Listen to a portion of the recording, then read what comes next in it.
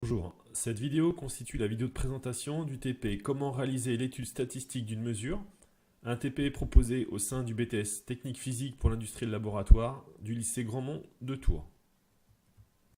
Vous allez agir ici en tant que technicien contrôle qualité, tel que vous pourriez le faire dans un laboratoire, pour concevoir et mettre en œuvre un banc permettant la répétition d'une mesure d'une grandeur physique et la détermination de l'intervalle de confiance à 95% de cette mesure. La première partie de la séance consistera en la mesure d'une tension parasitée fournie par un GBF, puis vous effectuerez une mesure de vitesse de rotation d'un moteur. Vous disposez d'un générateur basse fréquence qui délivrera un signal continu parasité, puis d'un banc moteur pour lequel on souhaite relever la fréquence de rotation, une mesure effectuée par fourche optique et qui s'avère très bruitée. Vous avez naturellement besoin d'un ordinateur équipé d'une carte d'acquisition et d'un logiciel d'instrumentation.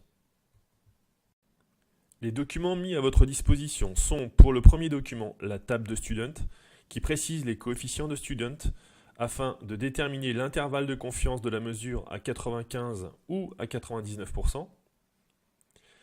Vous avez également accès à un logiciel d'instrumentation doté de fonctions permettant la gestion de tableaux, mais aussi de fonctions permettant la caractérisation statistique des mesures acquises.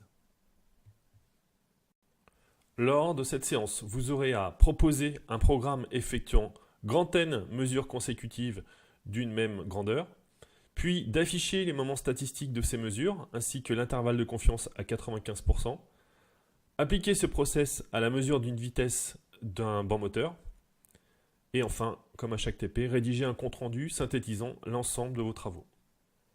Vous allez devoir caractériser une mesure peu fiable de vitesse de rotation d'un moteur qu'il faut alimenter en continu par ces deux bornes. Solidaire de l'axe, un disque codeur transparent à rainure noire va permettre de mesurer la vitesse de rotation. On place pour cela un module intégrant une source optique et un capteur optique. Proportionnellement à la fréquence de passage des bandes noires du disque, le module affiche la vitesse de rotation en tours par minute. On voit ainsi qu'en faisant tourner la roue codeuse, il apparaît la mesure de la vitesse. Voici le banc complet à mettre en œuvre. Ici, le moteur tourne à une vitesse d'environ 2020 tours par minute. Une tension proportionnelle à cette vitesse est accessible, et il faudra en faire l'acquisition par l'intermédiaire d'une entrée analogique de la carte d'acquisition.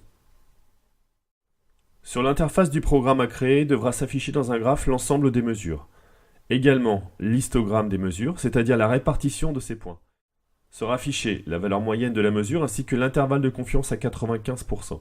Vous pourrez éventuellement préciser l'intervalle de confiance à 99%.